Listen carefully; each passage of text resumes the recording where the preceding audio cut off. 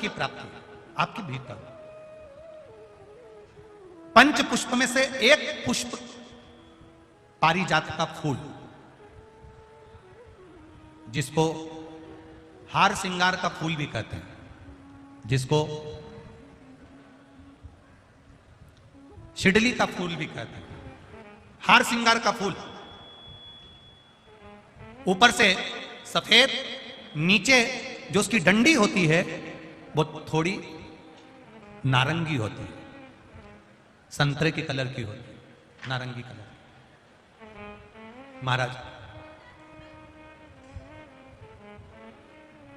रात्रि में खिलने वाला ये फूल, रात्रि में जो फूल खिलता है ये पारिजात का, और हार श्रृंगार का जो ये पुष्प है जिसको हार श्रृंगार भी कहते हैं, पारिजात भी कहते हैं, और कहीं कहीं इसको शिडली का पुष्प भी कहते हैं। ऊपर से सफेद होता है, नीचे उसकी जो डंडी होती है वो नारंगी कलर की होती है।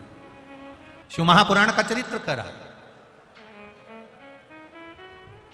जिस समय पर संतान की प्राप्ति नहीं होती या किसी कारणवश, किसी कारण से हमारे यहां वंश की वृद्धि नहीं होती, तब देवादिदेव महादेव की आराधना पारिजात के फूल से करी जाती है।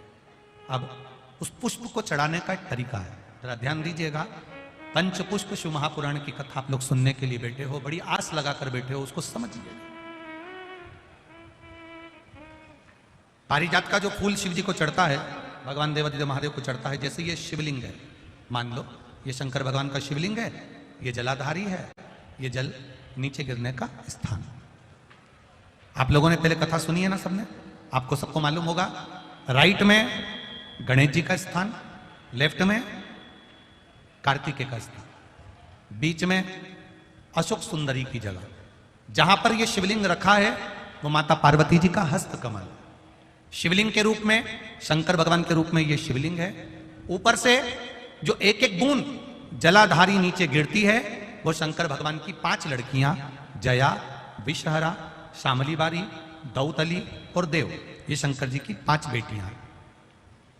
वंश वृद्धि के लिए, कार्य सिद्धि के लिए, वैभव प्राप्ति के लिए, या अपने हृदय की सुख समृद्धि के लिए, संतान प्राप्ति के लिए पारिजात हार श्रृंगार के फूल की शिव जी को आराधना होती है। हार श्रृंगार का जो पुष्प होता है, अशोक सुंदरी वाली जगह पर हम पारिजात के पुष्प को समर्पित करते हैं।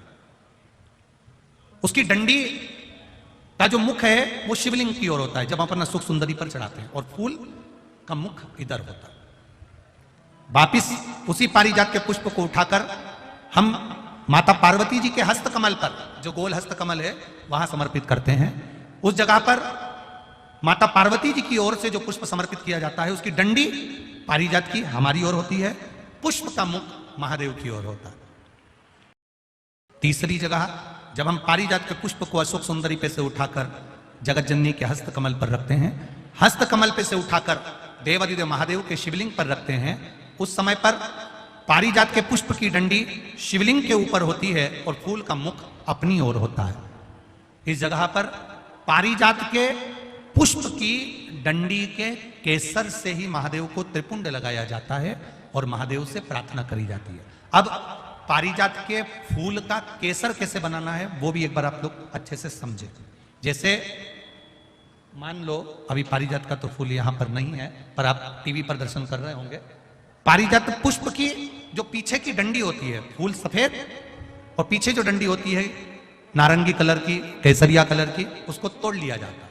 तोड़कर ऐसी 25-50 फूल की पीछे की डंडी को तोड़कर उसको रख दिया जाता है। उसको धूप में नहीं सुखाते, केवल घर में उसको एक कटोरी में या थाली में रख दो, वो धीरे धीरे सूख जाएगा। सूखने के बाद उसको पीस लो, पीसकर उसका चंदन तैयार हो जाएगा पारिजात फूल की उस डंडी का। और जिस समय वंश के लिए, सिद्धि के लिए, कार्य सिद्धि के लिए या वैभव प्राप्ति के लिए हम पारिजात का पुष्प देवादिदेव महादेव को समर्पित करते हैं, उस समय इसी को पानी में घोलकर देवादिदेव महादेव को जब आप लगाएंगे तो जैसे केसर घुलती है, केसर का जैसे कलर होता है, केसर जैसी सुगंध करती है, वैसे की वैसे ही ये पारिजात की जो डंडी आप लोगों ने सुखाई है, वही डंडी का जो चंदन बनाया है, शिव जी को लेपन करा है, उस समय पर अपने हृदय की बात आपने जो देवादिदेव महादेव को कही है, बस वही सुगंध हमारे जीवन में आना प्रारंभ हो जाती है। वो पारिजात, हार श्रृंगार। अब जरा ध्यान दीजिएगा, हार श्रृंगार के पुष्प, पारिजात का जो पुष्प है, सोमवार की अष्टमी पड़ने पर यदि हम देवादिदेव महादेव की पारिजात के फूल से आराधना करते हैं, स्मरण करते हैं, तो उसका फल भी हमें अधिक प्राप्त होगा। पारिजात का पुष्प, हम तो यहां तक कहेंगे अगर आपके यहां हार श्रृंगार का पेड़ लगा हो, पारिजात का पुष्प यदि आपके यहां होता हो, रात को खिलता है, सवेरे मिलता है, ऐसा पारिजात का अगर वृक्ष आपके यहां लगा हो तो प्रयास करना। 12 महीने शिवरात्रि आती है, बोलो आती कि नहीं आती? आती है ना 12 महीने। 12 महीने शिवरात्रि आती है। कैलेंडर पर एक गोला बनाकर रख देना कि हमको ये शिवरात्रि आई है, हर महीने की शिवरात्रि तुम्हारे ध्यान में रहेगी। एक पारिजात का पुष्प, हार श्रृंगार का पुष्प, एक अगर देवादिदेव महादेव को आपने चढ़ाना चालू कर दिया, समर्पित करना प्रारंभ कर दिया, तो आपको पीछे पलट कर देखने की जरूरत नहीं पड़ेगी, महादेव हाथ पकड़ ही रहेगा। पारिजात का पुष्प शिव को समर्पित।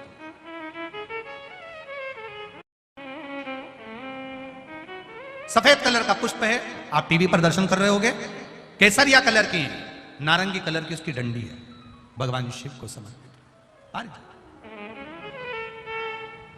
जब हम देवादिदेव महादेव को जल समर्पित करते हैं, भगवान शंकर को जब हम जल चढ़ाते हैं, उस समय पर भी भगवान को, अगर तुम्हारे पास में थोड़ा सा पारिजात की जो डंडी है सुखाई है, आपने पारिजात फूल के नीचे की जो डंडी है उसको तुमने सुखाकर अगर चंदन बनाया है, तो वो चंदन आप प्रतिदिन भी देवादिदेव महादेव को समर्पित कर सकते हो। पारिजात पुष्प।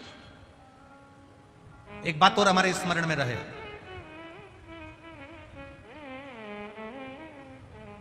भगवान शिव को जो ये 5 तरह के पुष्प समर्पित करे जाते हैं, इन पुष्पों की डंडी जो पीछे लगी होती है, इसको तोड़ा नहीं जाता शिव जी को चढ़ाते समय, इसका स्मरण आपको रहे। 3 शिवालय ऐसे हैं जहां पर पारिजात के पुष्प को समर्पित कर देने से, भगवान शंकर को अगर पारिजात का पुष्प समर्पित किया जाता है तो मनवांचित फल की प्राप्ति होती है। पहला, मां नर्मदा से निकला हुआ कंकर नर्मदेश्वर महादेव। अगर कहीं नर्मदा जी के कंकर से शिवलिंग बना हुआ है तो मां नर्मदा के शिवलिंग पर पारिजात का पुष्प समर्पित होता है।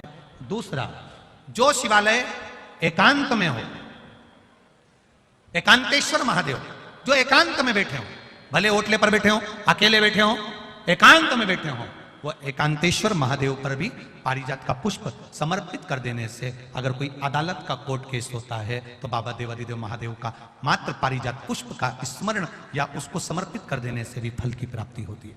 तीसरा, ऐसा शिवालय जो नदी के तट पर हो, सरोवर के तट पर हो, कुंड के तट पर हो, बावड़ी के तट पर हो, कुएं के तट पर हो। आप सब लोग तो ग्रामीण क्षेत्र के निवासी हैं, और जितने लोग भी कथा सुन रहे हैं आस्था चैनल पर, फेसबुक, यूट्यूब पर, सबके स्मरण में होगा, पहले हमारे जो पूर्वज होते थे वो कुआं बावड़ी के पास में शंकर जी का शिवलिंग रख देते थे। ध्यान में होगा, जिसको स्मरण में होगा उसको मालूम होगा। शिवलिंग लाते थे और जहां कुआं होता था, बावड़ी होता था, तालाब होता था, नदी होती थी, उसके तट पर, उसके पास में शिवलिंग रख देते थे। कारण क्या है? किसी जलाशय, कुआं, बावड़ी, तालाब, नदी, सरोवर, इसके पास में जो शिवलिंग होता है, उस शिवलिंग को बहुत सिद्ध करने की जरूरत नहीं होती। स्वयं गंगा मैया उस कुंड बावड़ी के रूप में रहकर शिवलिंग को सिद्ध कर देती है और वहां स्वयं विराजमान हो जाती है महाराज। वहां पर भी यह हार श्रृंगार, पारिजात का पुष्प शिव को समर्पित किया जाए। 3 जगह ऐसी है जहां कभी मौका मिल जाए और तुम्हारे पास में पारिजात का फूल हो और कहीं तुम्हें मिल गया, तुमने आज्ञा ले ली, हम ये पुष्प ले लें क्या, और लेकर अगर आपने चढ़ाया है तो उसका फल जरूर मिलेगा। पारिजात, हार श्रृंगार का पुष्प। चंदन भी प्रयोग कर सकते हो, चंदन। महाराज शिव पुराण कह रहे हैं,